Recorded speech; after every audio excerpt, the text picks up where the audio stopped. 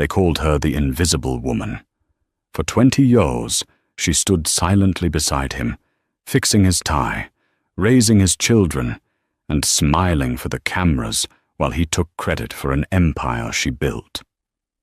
But silence isn't always weakness.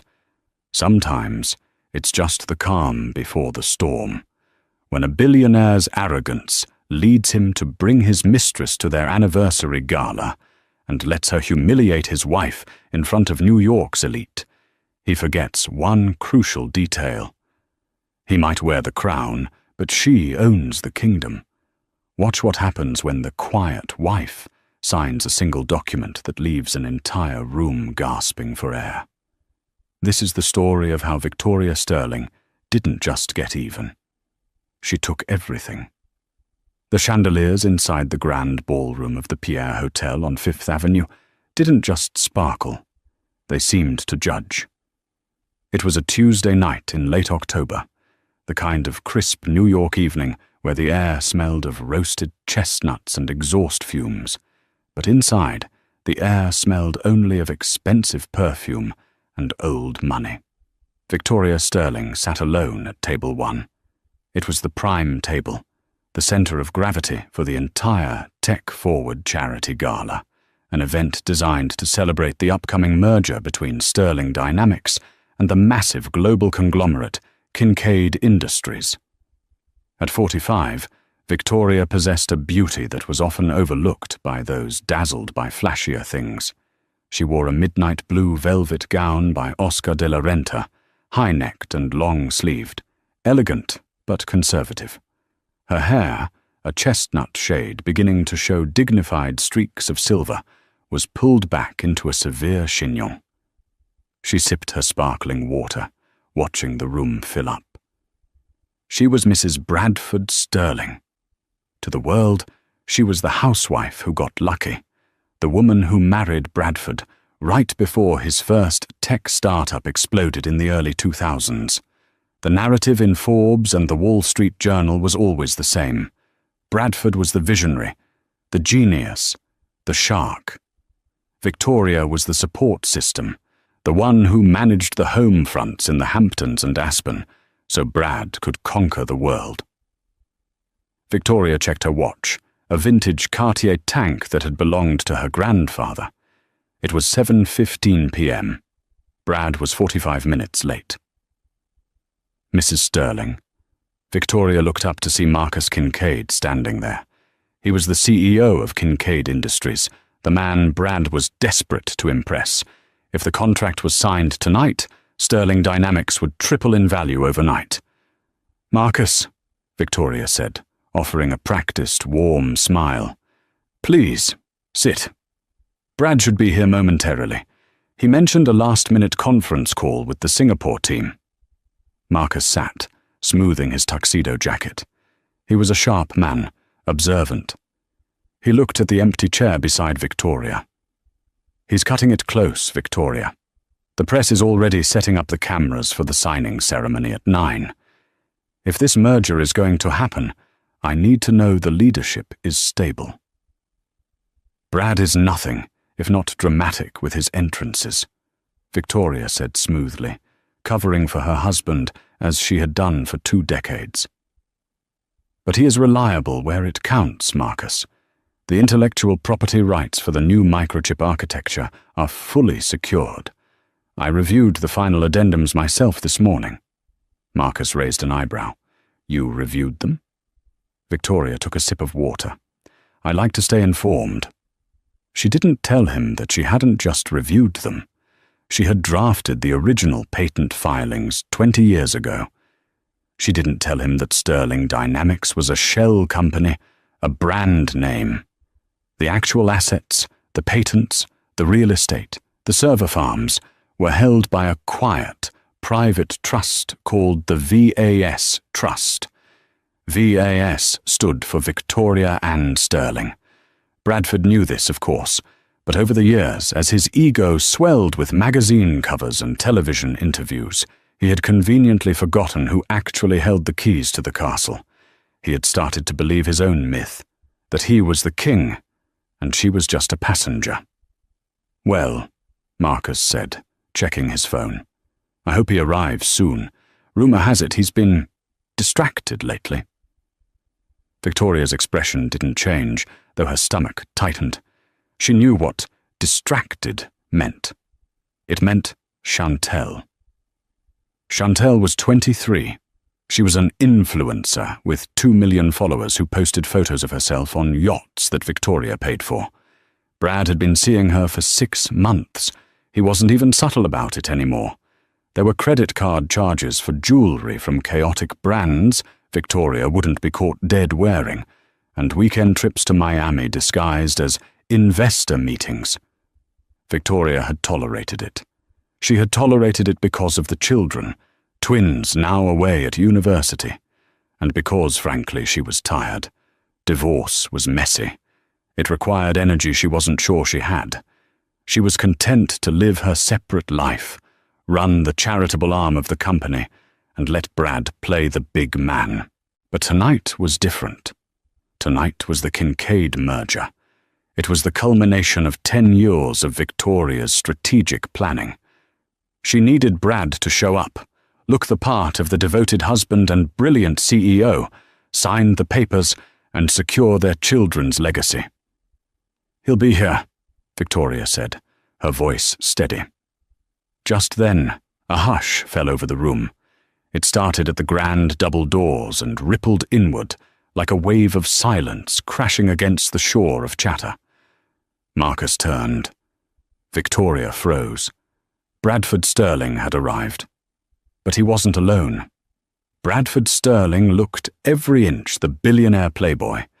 He was wearing a custom Tom Ford tuxedo that fit his broad shoulders perfectly, his hair gelled back, a blinding smile plastered on his face. He walked with the swagger of a man who owned the room. Linked on his arm was not a business associate. It wasn't his lawyer. It was Chantel. She was wearing a dress that left very little to the imagination. A sheer, sparkling red number that looked more appropriate for a Las Vegas nightclub than a black tie business gala. It was slashed to the hip and plunged to the navel. She was beautiful, undeniably, but it was a loud, aggressive beauty. She was chewing gum, snapping it softly as she scanned the room, looking for cameras. The silence in the room was deafening. Every head turned. The board members of Sterling Dynamics looked horrified. The investors from Kincaid Industries looked confused. Victoria felt a cold numbness spread from her fingertips up her arms. This wasn't just an affair anymore. This was a declaration of war. Bringing a mistress to the company's most important business dinner? It was professional suicide. It was a public slap in the face to Victoria. Bradford spotted table 1. He waved at Marcus Kincaid as if nothing were wrong, guiding Chantel through the tables. He didn't look ashamed. He looked proud. "Sorry we're late," Brad boomed, his voice carrying over the silent room. Traffic on the bridge was a nightmare, and Chantel here had a wardrobe malfunction we had to fix. He laughed. No one else did. Brad pulled out a chair, not for Victoria, but for Chantel, placing her right between himself and Marcus Kincaid. "Marcus," Brad said, reaching across Chantel to shake the CEO's hand. "Good to see you. You remember Chantel? She's doing the social media for the launch." Marcus looked at Chantel, then at Victoria. His face was unreadable, a mask of corporate stoicism. "I don't believe we've met properly." "Hi," Chantel said, popping her gum again. She didn't offer a hand. She looked at Victoria, sitting on the other side of Brad. Her eyes narrowed with a smirk that was pure malice. "Oh, hi, Mrs. Sterling. Brad said you might not make it tonight. He said your back was acting up again, or was it a migraine? You know, old age things." The insult hung in the air, toxic and heavy. Victoria slowly set her water glass down. She didn't look at Chantel. She looked at her husband. "Brad," Victoria said, her voice low, "can I have a word with you, in private?" Brad waved a hand dismissively, pouring himself a glass of champagne. "Oh, relax, Vicky. Don't be such a buzzkill. We're celebrating. The merger is practically done. Chantel wanted to see what a billion-dollar deal looks like." "This is a board dinner, Brad," Victoria said, her tone hardening. "It is not a social outing." "It is whatever I say it is," Brad snapped, his smile dropping for a fraction of a second. "I built this company. I decide who sits at my table." He turned his back on her, focusing his attention on Marcus. "So, Marcus, the valuation numbers. I was thinking, once we sign, we should look into rebranding the Asian division. Chantel had some great ideas about using TikTok for the marketing." Marcus Kincaid looked at Brad as if he had grown a second head. "Brad, we are talking about military-grade microchip architecture. I don't think TikTok is our demographic." "You have to adapt or die, Marcus." Brad laughed, slapping Marcus on the shoulder. Victoria sat there, essentially invisible. The waiters began to serve the first course, a lobster bisque. She watched as Chantel picked up the wrong spoon, loudly slurping the soup while texting on her phone with her free hand. The whispers in the room were growing louder. Victoria could hear snippets of conversation from the tables nearby. "Can you believe he brought her? Look at poor Victoria. Does he want to tank the stock price before the deal is even signed?" Victoria closed her eyes for a brief second. She took a deep breath. She had given him 20 years. She had given him the patents. She had given him the connections. She had let him play king. And he had brought a court jester to mock her in her own court. She opened her eyes. The sadness was gone. It was replaced by a cold, sharp clarity. "Brad," she said again. "What?" Brad snapped, his mouth full of bread. "I need you to ask your guest to leave. Now." Chantel laughed, a high-pitched, grating sound. "Guest? Honey, I'm the future. You're the past. Brad told me everything. He said the only reason he hasn't served you papers yet is because he didn't want to upset you before the holidays. But since we're all here—" Chantel leaned forward, her voice dropping to a conspiratorial, mocking whisper that was loud enough for the whole table to hear. "Why don't you just go home, Vicky? Go knit something. Brad needs energy. He needs youth. He needs someone who matches his status." Victoria looked at Brad. "Is that true, Brad? You're planning to serve me papers?" Brad looked uncomfortable for the first time, but he was too arrogant to back down in front of his mistress and his business rival. He took a swig of champagne. "Look, Victoria, we've grown apart. It happens. Chantel understands the new direction of the company. She inspires me. We can discuss the settlement tomorrow. But for now, don't make a scene. You're embarrassing yourself." "Embarrassing myself," Victoria thought. "Very well," Victoria said softly. She reached for her purse. For a moment, Brad looked relieved, thinking she was going to leave. But she didn't stand up. She pulled out a slim, leather-bound notebook and a fountain pen. The arrival of the main course, filet mignon with truffle reduction, was interrupted by Chantel's sudden desire for attention. She seemed to sense that the conversation was drifting back to business, a language she didn't speak. "This meat is tough," she complained loudly, dropping her fork onto the fine china with a clatter. "Brad, baby, tell them to take it back. I want sushi." "We don't have sushi, Chantel." "This is a French menu," Brad whispered, his patience fraying slightly, but he forced a smile.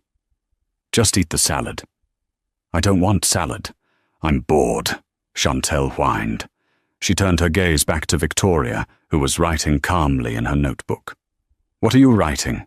A diary entry?" "Dear Diary, today my husband realized he's too hot for me." Chantel grabbed a glass of red wine, a 1982 Chateau Margaux that cost more than her car, and gestured wildly. You know, you should really dress more alive. That blue makes you look like a funeral drape."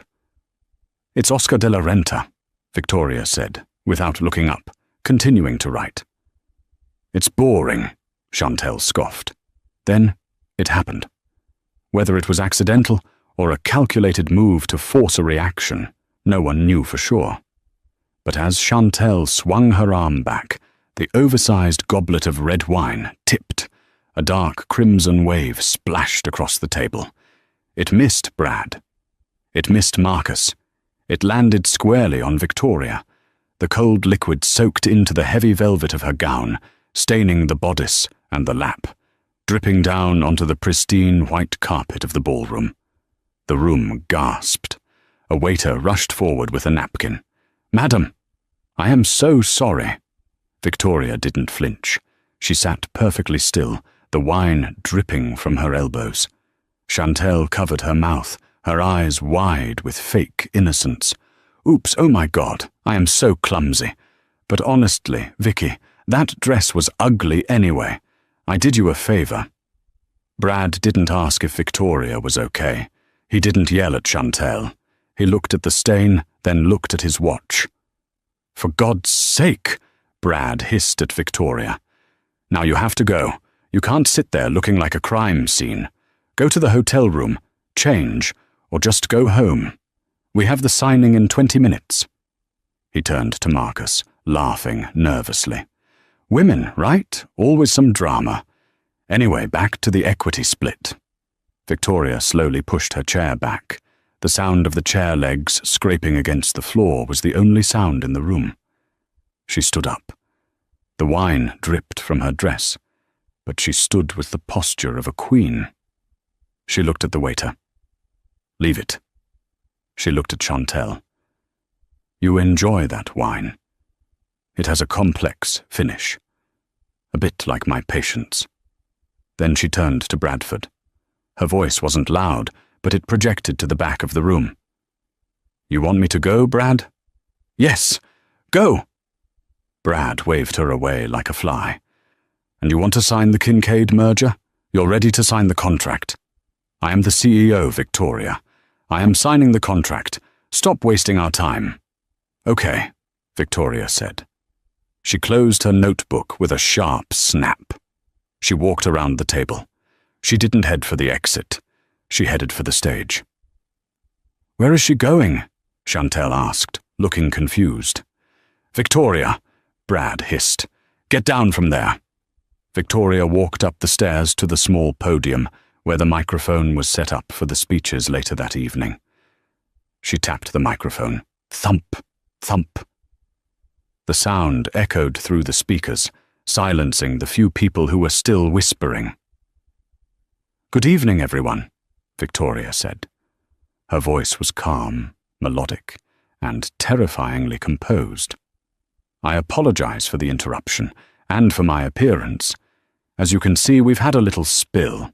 She looked down at Brad, who was now standing up, his face red with anger.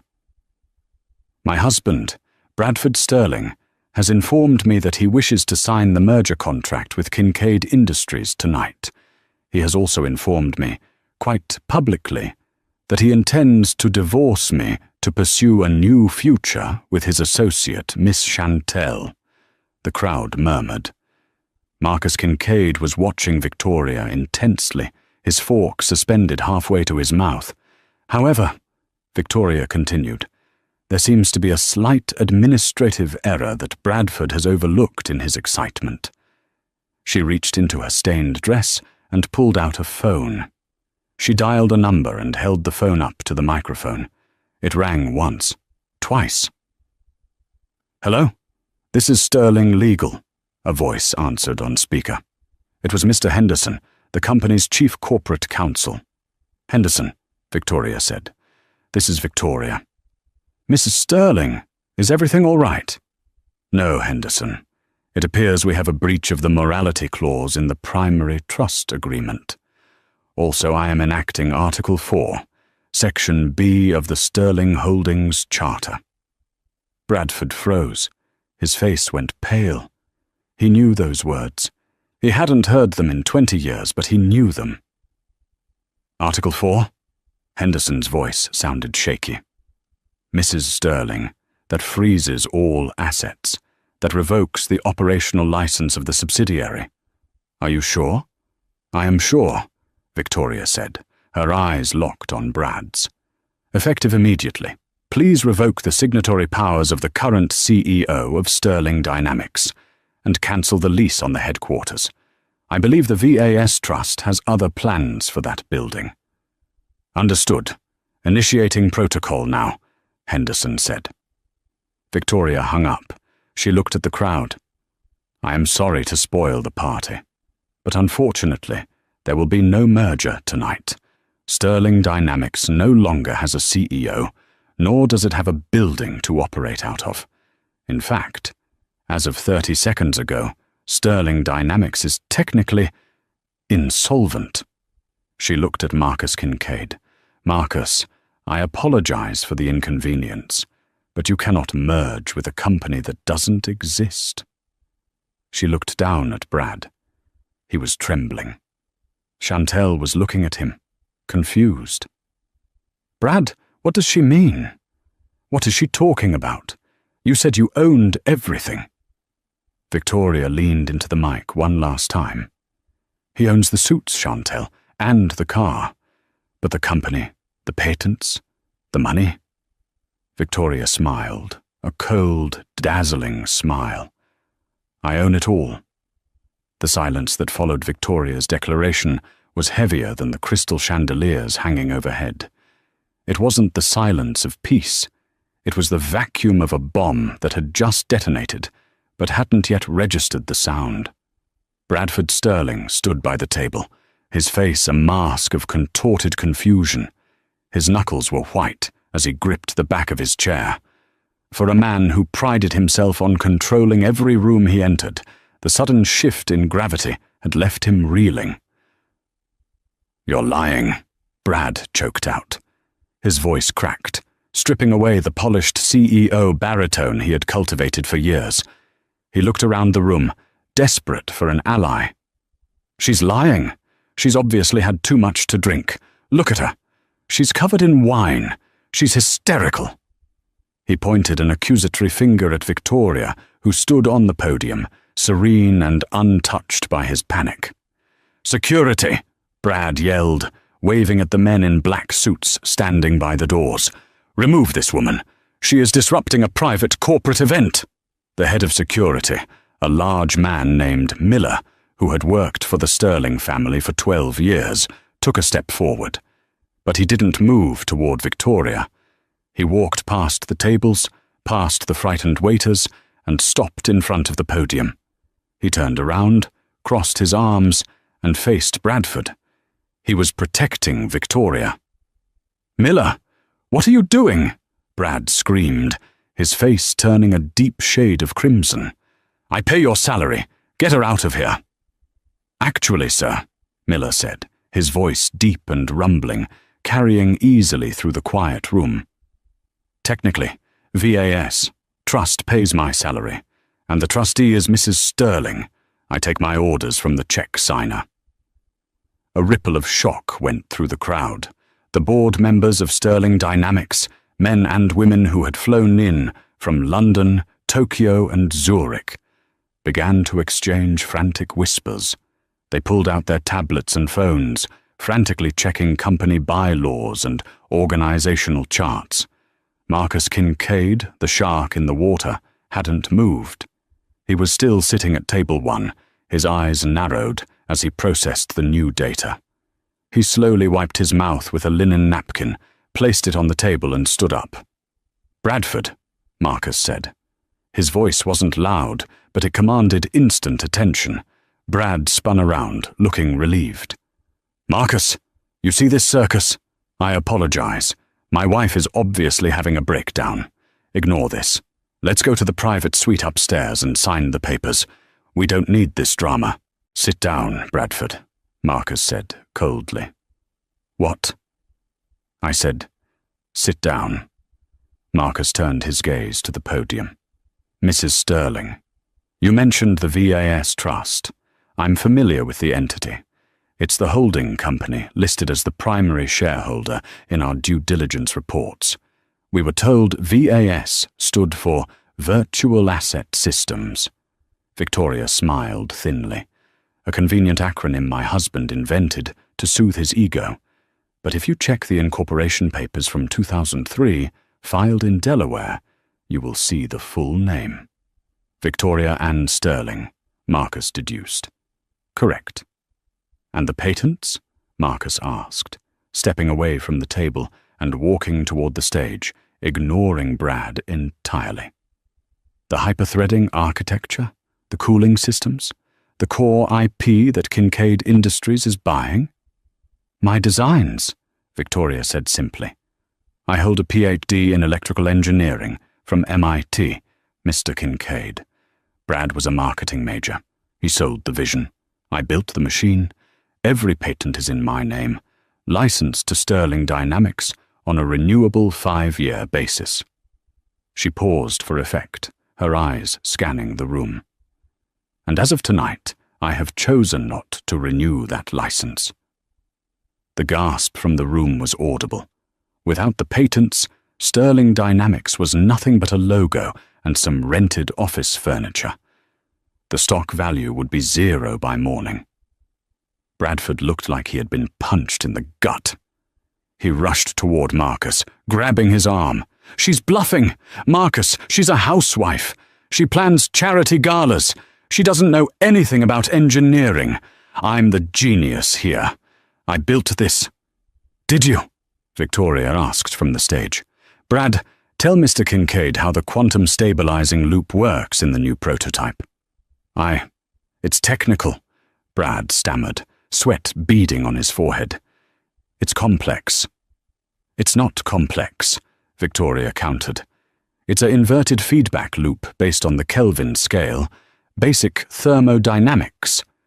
But you wouldn't know that, because you've never stepped foot in the lab. Brad was hyperventilating now. He looked at Chantel, who was still sitting at the table, looking bored and annoyed. Brad, Chantel whined, loudly enough for the microphone to pick up. This is boring. Can we just leave? You said we were going to Paris tomorrow on the jet. Let's just go now. Victoria laughed. It was a dry, humorless sound. The jet, Victoria repeated into the mic. The Gulfstream G650, tail number N45VS, VS standing for Victoria Sterling. She looked down at her phone, tapping the screen a few times. I've just grounded it. The pilot has been instructed to return the aircraft to the hangar in Teterboro. I'm afraid there will be no Paris, Chantel. Chantel stood up, her eyes flashing with anger. You can't do that! Brad promised! He said it's his plane! He lied, Victoria said. Brad! Chantel stomped her foot, her high heel clicking sharply on the floor. Tell her to stop. You're the billionaire. Fix this. Brad turned to Victoria, his eyes pleading now. The arrogance was melting away, revealing the terrified fraud beneath. Vicky, honey, let's not do this here. Please, you're humiliated. I get it. I made a mistake bringing her. Okay? I admit it. Bad call.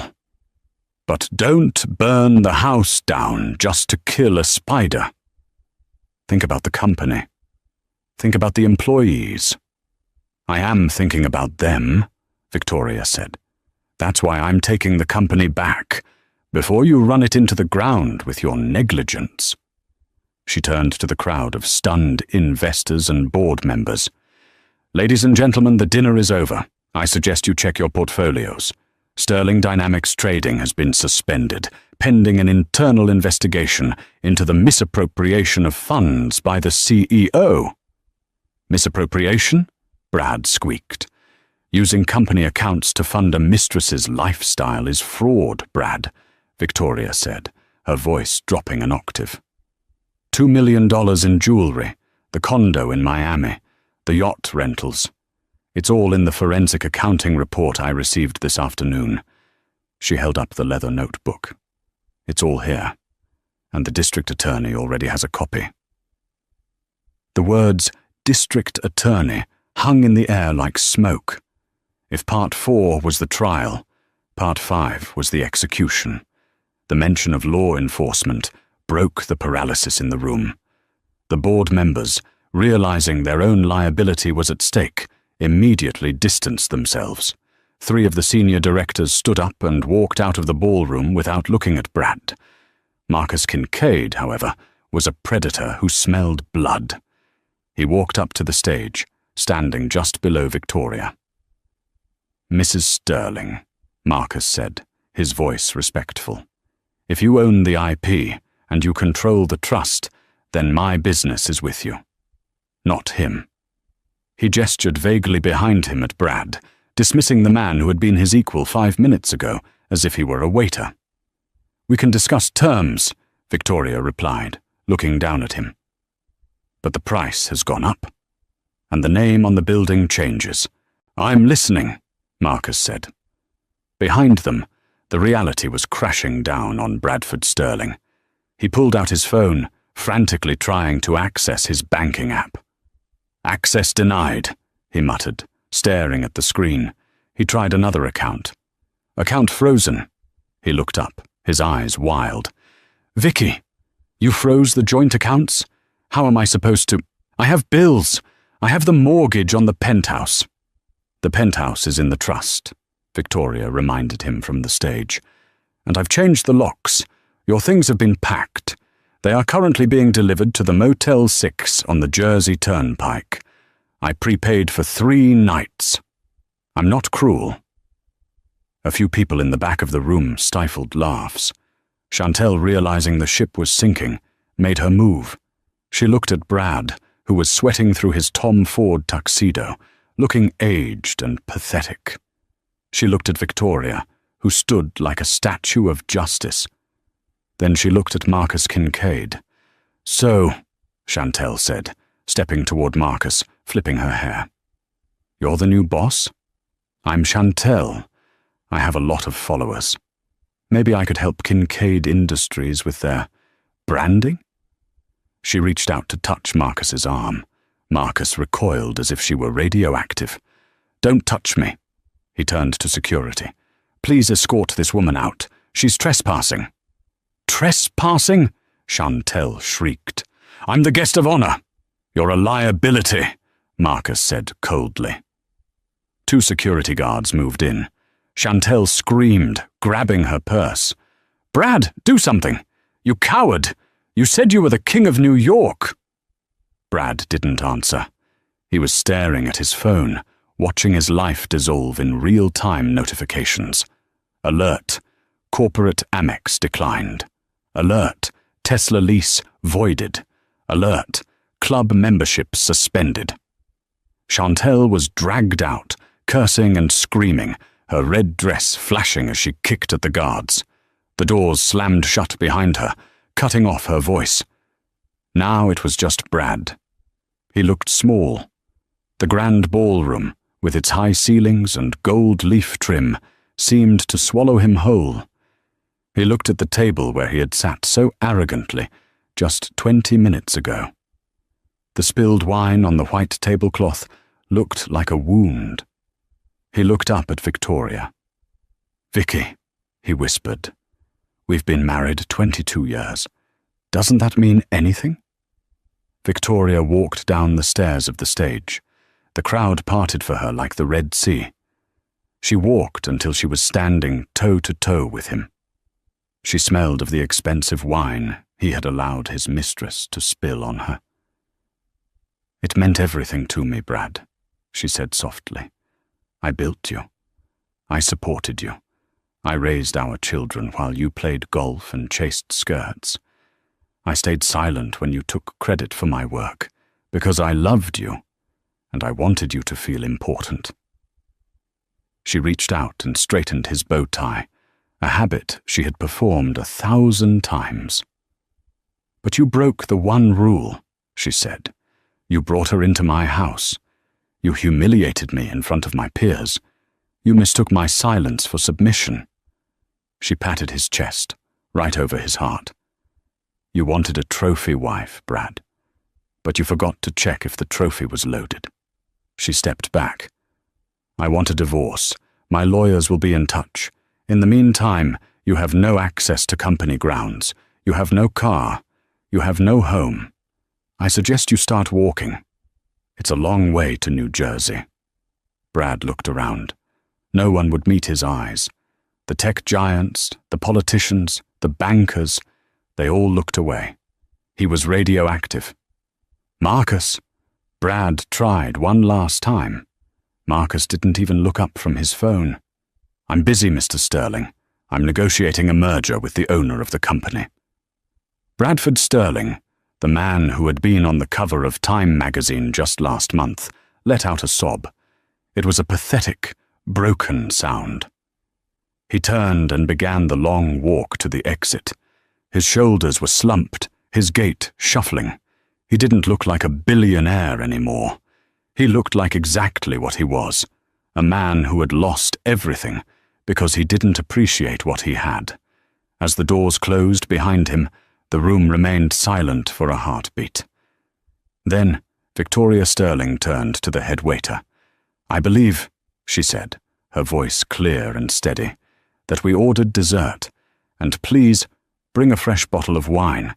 I find myself in a celebratory mood." For a second, no one moved.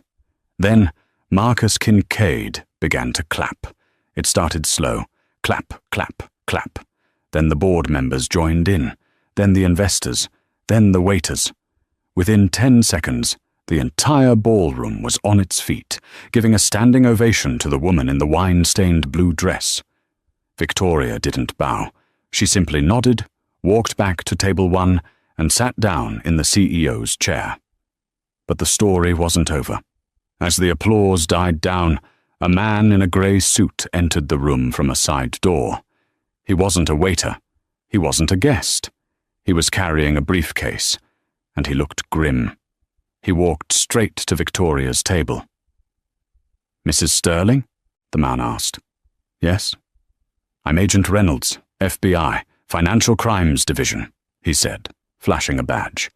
"We received your tip about the embezzlement. We're grateful. But there's a complication." Victoria frowned. "What complication?" "I gave you all the evidence on Bradford." "It's not about Bradford," the agent said, lowering his voice.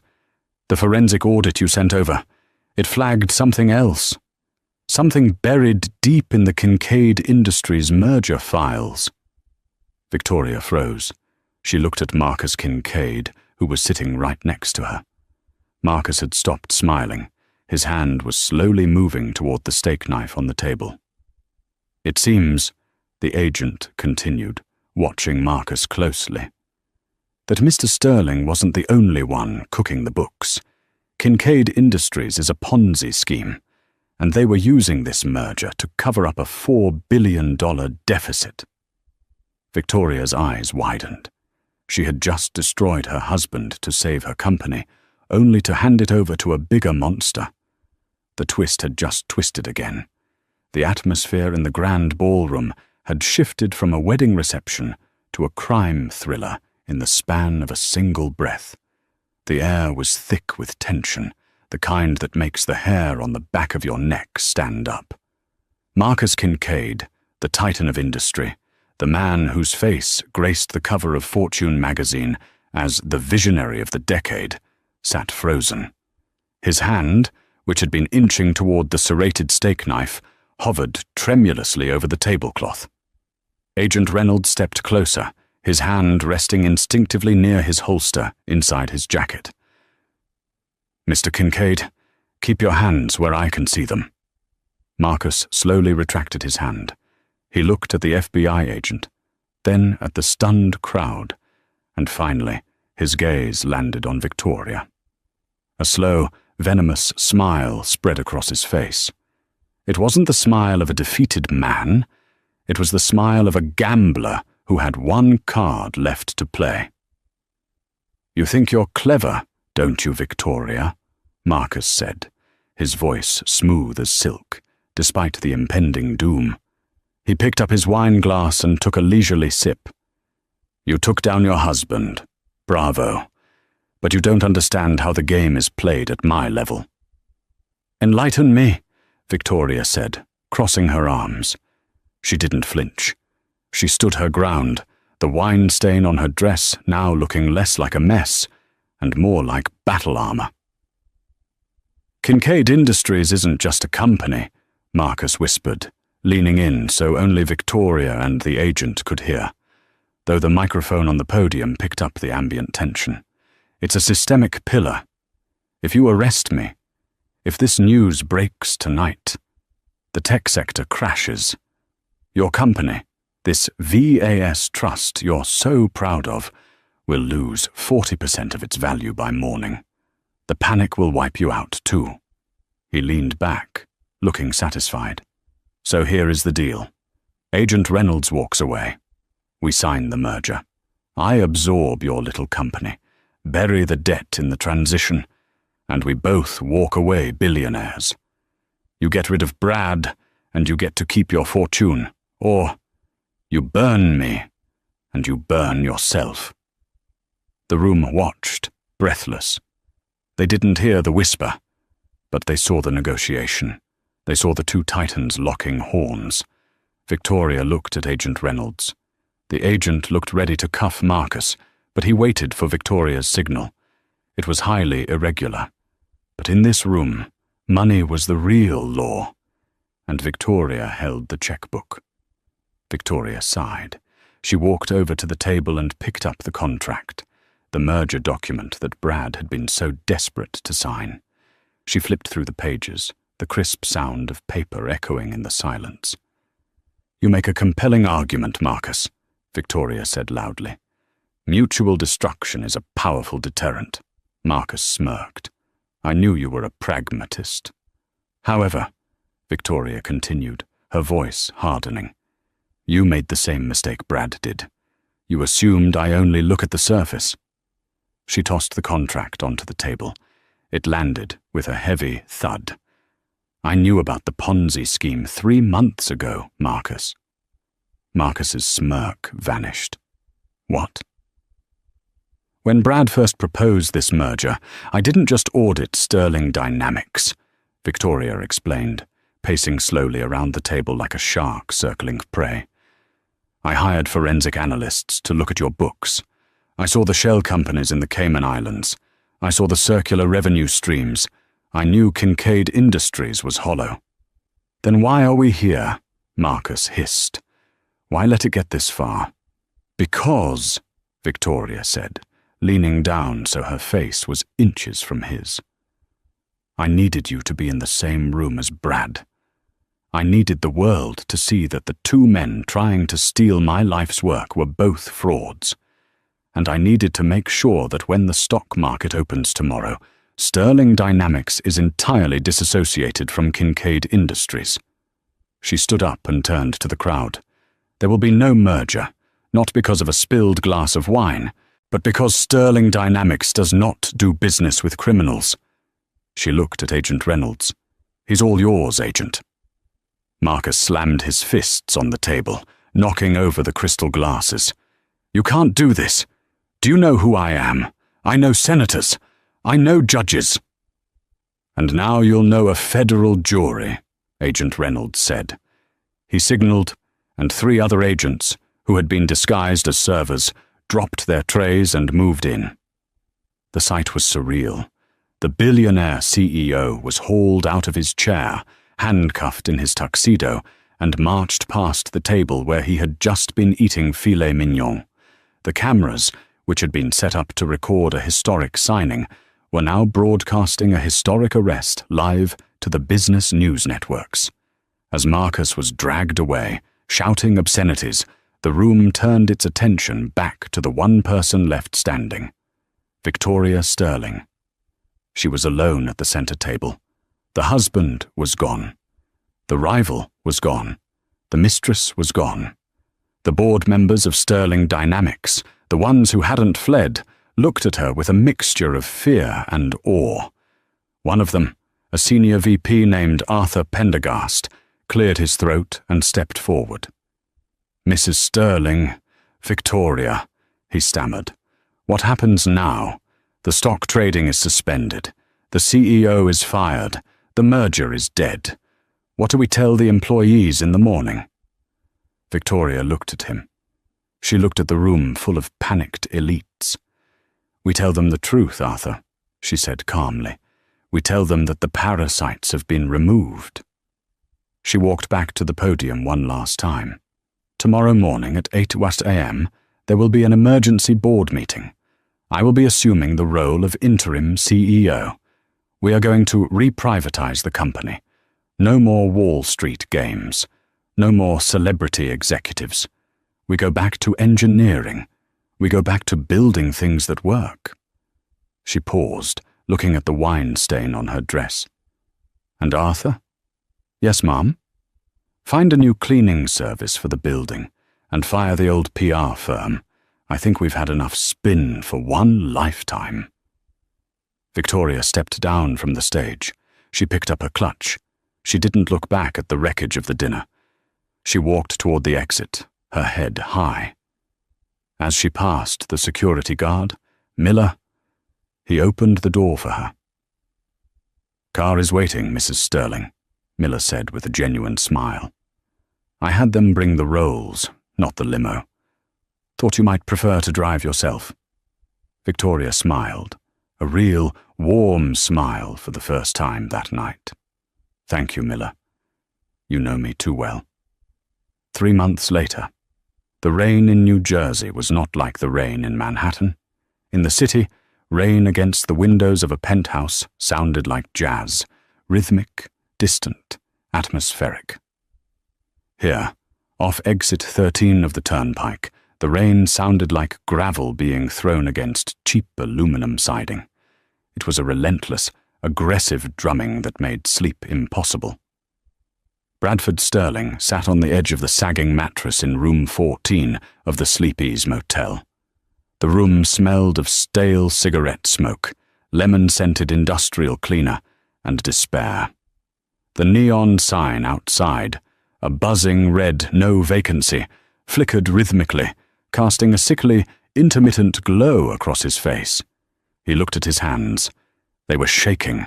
The manicured fingernails were gone, replaced by jagged edges he had bitten down in anxiety.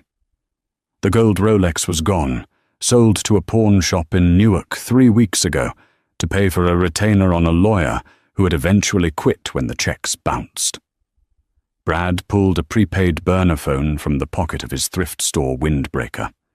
It was a cheap plastic device, a far cry from the titanium-encased smartphone that used to organize his empire. He stared at the screen, his thumb hovering over a number he had dialed 15 times in the last hour. He pressed send. "What?" The voice on the other end was sharp, impatient. Background noise, clinking glasses, loud bass music filtered through the speaker. "Chantel?" Brad's voice was raspy. He had developed a persistent cough from the drafty motel window, and he couldn't afford a prescription. "It's me. Don't hang up, please." "Oh my God," Chantel groaned. He could hear her moving away from the noise, a door closing somewhere. "Brad, I told you to stop calling me. I'm at a launch party, a real party. I need help, Chantel," Brad pleaded, the desperation leaking out of him like oil from a broken engine. "The freeze on my personal assets is absolute. The feds took the Jaguar yesterday. They found where I had it parked in storage. I have nothing left. I just need a loan. 5,000, just until the settlement clears." A cold, cruel laugh echoed through the phone. "The settlement? Brad, you are delusional," Chantel snapped. "My lawyer told me everything. You're looking at indictment for fraud, embezzlement, and conspiracy. There is no settlement. There is only prison." "But I did it for us," Brad shouted, standing up and pacing the small, cramped room. "I took those risks to buy you the life you wanted, the diamonds, the trips. You did it for your ego." She cut him off, her voice venomous. "And you know what? You ruined me. I lost my verification blue tick because of the investigation. I lost my brand deal with that skincare line. Do you know how hard it is to get invited to Fashion Week when you're linked to a broke criminal? I'm still Bradford Sterling, he insisted, though his voice cracked on the name. No, Chantel corrected him. You're a ghost. And by the way, I'm seeing someone else. He's a producer for Netflix. He's doing a documentary about corporate downfalls. Maybe I'll tell him about you. Click. The line went dead. Brad stared at the phone in disbelief.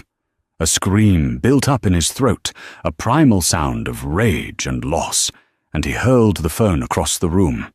It smashed against the wall, the plastic casing shattering, the battery skittering under the radiator. Silence returned to the room, save for the buzzing neon sign. He couldn't stay here. The walls were closing in. He grabbed his coat, a generic grey raincoat that was 2 sizes too big, and walked out into the storm. He didn't have a car anymore. He walked along the side of the highway, the freezing rain stinging his face. Trucks roared past, splashing him with dirty, oily water. He kept his head down, trudging forward with no destination in mind, just a need to move. A mile down the road, near the entrance to the Lincoln Tunnel, a massive digital billboard lit up the night sky. It cycled through advertisements for insurance and soda, but then it stopped on an image that made Brad freeze in his tracks. It was a picture of a woman. She was standing in a white, architectural power suit, her arms crossed confidently. A sleek, modern bob framing a face that looked radiant, intelligent, and fiercely capable. The text underneath read, "Sterling Innovations. The future is engineered." CEO, Dr. Victoria Sterling. Brad stood in the mud, water dripping off his nose, staring up at his wife. She looked 10 years younger than the woman he had ignored at the dinner table. She didn't look like a victim. She looked like a queen who had finally ascended to her throne. A bitter realization clawed at his chest. He had spent 20 years thinking he was the sun, and she was just a moon reflecting his light. But standing there in the cold, he realized he had never been the light source. He had just been the object blocking her view. He needed to see her. He didn't know why. Maybe to beg? Maybe to yell? Maybe just to see if she was real. 1 hour later, Manhattan. The lobby of the Sterling Tower had been transformed. The dark, oppressive marble and gold leaf that Brad had installed in 2010 were gone. In its place was a sleek, minimalist design of white stone, living green walls, and warm, ambient lighting. It breathed success. It breathed transparency. Bradford Sterling pushed through the revolving doors, dripping wet. He looked like a drowned rat. His shoes squeaked loudly on the pristine floor. The receptionist was new. She was young, sharp, and didn't look up from her screen as he approached. "Can I help you, sir?" she asked, her tone polite but guarded. She likely saw a homeless man seeking shelter from the rain. "I am Bradford Sterling," he announced, trying to summon the baritone command he used to wield. But his voice was thin, weakened by the cold. "I need to see Victoria. The CEO. The receptionist paused. She typed something into her computer, then looked up at him with a mixture of confusion and pity. She didn't recognize him from the magazines. She only saw a wet, shivering man claiming to be the former owner. "1 moment, sir," she said. She picked up the phone. 40 floors above. Victoria Sterling sat at her desk, a vast expanse of tempered glass and brushed steel. The city lights of Manhattan stretched out behind her, a glittering tapestry of ambition. Arthur Pendergast, her new COO, sat across from her, reviewing the Q4 projections. "The Asian markets have responded incredibly well to the new thermal coupling technology," Arthur said, tapping his tablet. "Since we severed ties with Kincaid and rebranded, stock value is up 40%. You were right to focus on the engineering, Victoria. The market didn't want flash. They wanted function. Function is timeless, Arthur, Victoria said, signing a grant approval for a university scholarship program. Flash is just a distraction. The intercom on her desk buzzed softly. Mrs. Sterling. The receptionist's voice filled the quiet, efficient office. Yes, Sarah? I have Mr. Bradford Sterling in the lobby. He says it is an emergency. He is demanding to see you. Arthur stiffened. He looked at Victoria, concern etching his brow. Shall I call security? We have a restraining order pending, but we can have him removed immediately for trespassing. Victoria didn't look up from her paperwork immediately. She finished her signature, capped her fountain pen, the same pen she had used to write her notes during that fateful dinner, and placed it perfectly parallel to her notebook. She turned her chair toward the floor-to-ceiling window. She looked down at the streets below, tiny ribbons of light in the darkness. How does he look? Victoria asked the intercom. There was a pause. He looks unwell, Ma'am. He's soaked through. He's shivering. Victoria closed her eyes for a brief second. Memories washed over her. Not of the betrayal, but of the early days. The days before the money corrupted him, when they were just two students eating instant noodles and dreaming of the future. She didn't hate him anymore. Hate required energy. What she felt now was a distant, hollow pity. No, Arthur, Victoria said softly. Don't have him removed.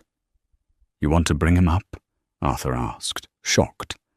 Absolutely not, Victoria replied, turning back to the desk.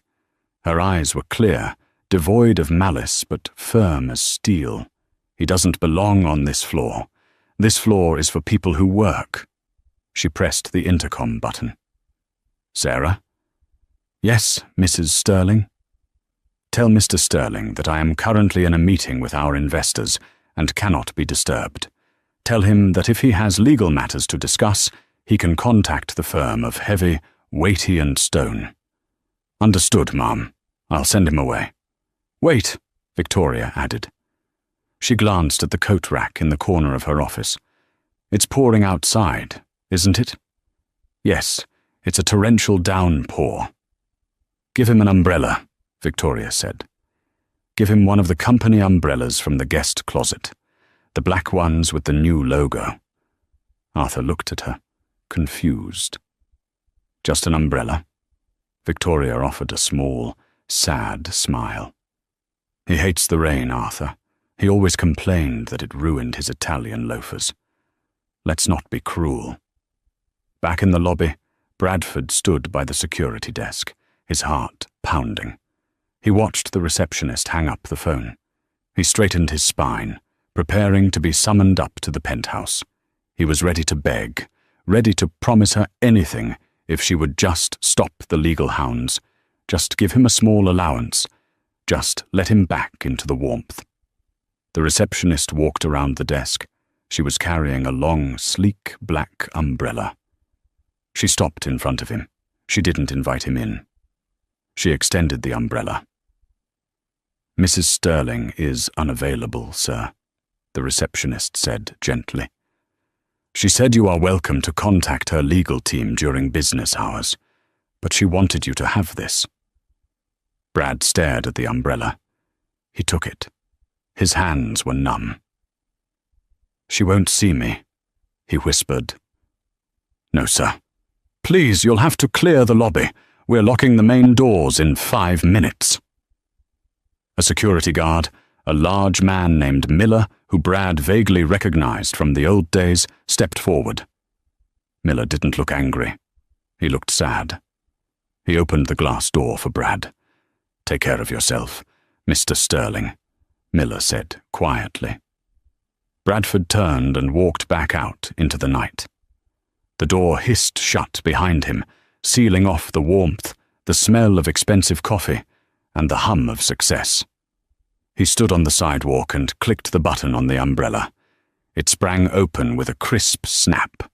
It was a high-quality canopy, sturdy against the wind. He looked up at the fabric. There, printed in white silk screen, was the new logo. Victoria's logo.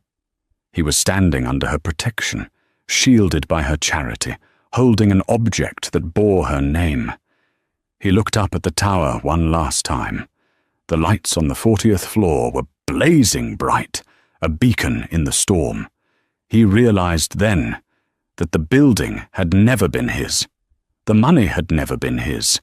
Even his own comfort now, this small dry circle in the rain, was hers to give.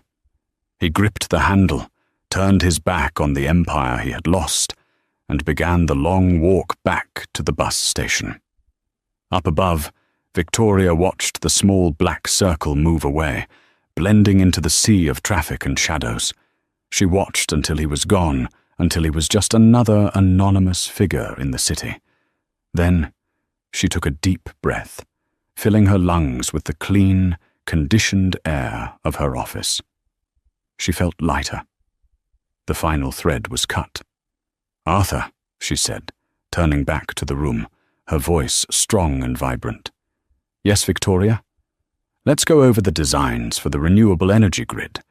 I have some ideas on how to make it more efficient." "Right away," Arthur said, smiling. Victoria picked up her pen. The past was outside in the rain. The future was on her desk, and she was ready to write it. And that is how the story of Bradford Sterling ends. Not with a bang, but with a walk in the rain, under an umbrella provided by the woman he underestimated. Victoria Sterling teaches us a powerful lesson about dignity. Revenge doesn't always have to be loud. Sometimes, the greatest revenge is simply outgrowing the people who tried to keep you small. While Brad was left with nothing but his regrets, Victoria reclaimed her name, her company, and most importantly, her peace. She proved that when you build your foundation on your own skills and intelligence, no one can tear it down. What did you think of Victoria's final gesture? Was the umbrella an act of kindness, or the ultimate power move? Let me know in the comments below. If you enjoyed this story of justice and redemption, please hit that like button. It helps the channel so much. Share this with a friend who needs a reminder of their own worth, and don't forget to subscribe and ring the bell so you never miss a story. Stay strong, and I'll see you in the next video. In the next video. In the next video. In the next video. In the next video. In the next video. In the next video. But now there's factions of people go, oh, no, we got it, we don't like it, we've changed our mind, it wasn't going well for us, we don't like free speech anymore. People who want free speech, they only want free speech so they can go around saying awful things, which just isn't true. And even if it was, the good thing about free speech is people can say awful things back. It's a really good system, right? And you can't say anything under the laws of free speech. That's a total misconception. There are loads of caveats to free speech, all of which I agree with, actually. You can't incite violence. Good rule. You can't slander people. Good rule. You can't libel people, you know? Fascinating fact about libel law. You can't libel the dead. So I could stand here and say, Gandhi used to take it up the arse. If I wanted. Which I do.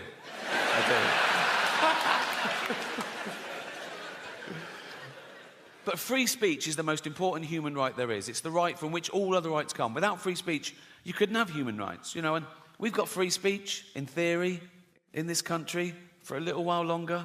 We can criticise the government, we can criticise the police, but we should give props to a country that allows us to do that, because we're the envy of some countries. In some countries, you criticise the police, you get beaten up, or worse. You criticise the government, you can be thrown in jail for life, you know. So they flee their oppression, quite rightly. You know, so would you. They flee their oppression, and they come here, they go, we want to come to England. We go, why? They go, free speech. We go, come on in, welcome. What are you going to do now? We're going to go on a march. What are you going to say? How shit England is. Cheers. Thank you. Thank you. That is their right. have a great show. And I left. And as I was leaving, I saw one of the other lawyers lean in and show this head lawyer his iPhone. And the head lawyer went, oh, yeah. He went, oh, sorry, Ricky, can you come back a minute? Right, so I'm there. I went, yeah. So he had the phone there. They'd looked up the word minge. I thought I'd gotten away with it, right? So it's now like I'm getting told off. And the head lawyer said, now it says here that the word minge is a derogatory term for female genitalia. I went, well, yeah, it's a slang word for vagina in England. You don't even use it here, do you? He went, no, we don't, but we go around the world, and with due diligence, now we know it's derogatory, we'll have to bleep that word live. I went, don't bleep the word, like, because people at home won't know what I've said. It'll ruin the... I said, it's literally the punchline. He said, if it's derogatory, I have to... I said, well, what word could I use that you wouldn't bleep? And he went, well, you could say vagina. I went, I'm not saying vagina, right? Nothing funny about it. It's so clinical. I was thinking, Judy Dench at home going, why is he talking about my actual vagina, right? I said, minge isn't like that. It's like, it's not so specific, because vagina's so... Where's your vagina? There, right? Where's your minge? There. It's like... Then one of the younger lawyers went, what about box? I went, I'm not fucking saying box, mate, right? So much for looking at your own box. Right? I said, minge is perfect. I said, people won't know what... If they're American, they won't know it. I said, it's not offensive. It's like... I said, kids use the word in England. Right? They weren't having it. So I said, what about flange? Right? So they looked up the word flange, right? And he went, well, that'd just be confusing, because in America, a flange is a part of a sink unit. I went, oh, well, I said, please let me say minge and don't bleep it. I was really rooting for minge. Right? It was like 12 Angry Men. I go, no one's leaving till I can say minge. Right? And after about 10 minutes, I wore them down. Whatever they said, that won't work. So I was going, please. I said, I'll write them. You won't get any complaints and all this sort of... And eventually, the head lawyer went, OK, you can say minge. I went, and you won't bleep it. He went, no, we won't bleep it. I went, you promise? He went, yes. And I left. I knew they would. And they fucking did, right? So, when I said minge, I pointed.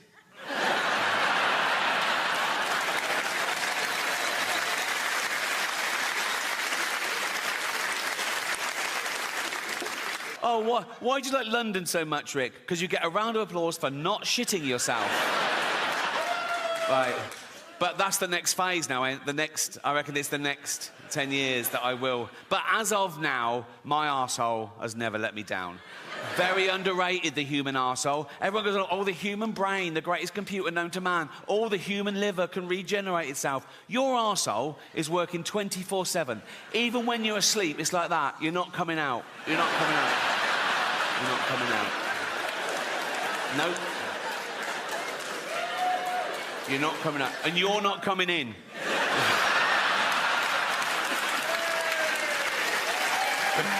Oh.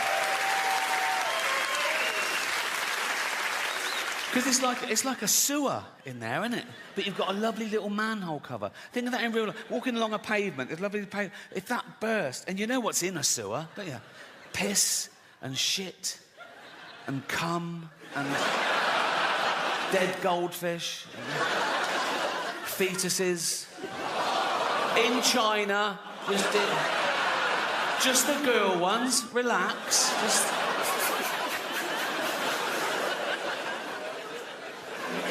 I'm at that age now as well, because I'm in entertainment. People say, oh, you can have a facelift. I go, no. Have you seen facelifts? They're still just that. Like that. You know what I mean? You go to the doctor, and the doctor goes, do you want to look old or Chinese? You know, it's like... Nothing wrong with looking Chinese if you're Chinese. If you're not Chinese, it's a bit weird. It's offensive. Why is that allowed? You're not allowed to black up. It was considered a good thing to swap ideas with other cultures, with other nations, to share things with other races, to assimilate. It was the opposite of racist. Now it's racist. Gwen Stefani got in trouble in her last video because she had her blonde hair in dreadlocks. People go, no, black people invented dreadlocks, you can't have them, you're white, that's racist. Jamie Oliver got in trouble when he put out authentic jerk chicken recipe. People go, no, black people invented that, you can't have it, you're white, that's racist. Now, black people, they use the N-word, don't they? We invented that.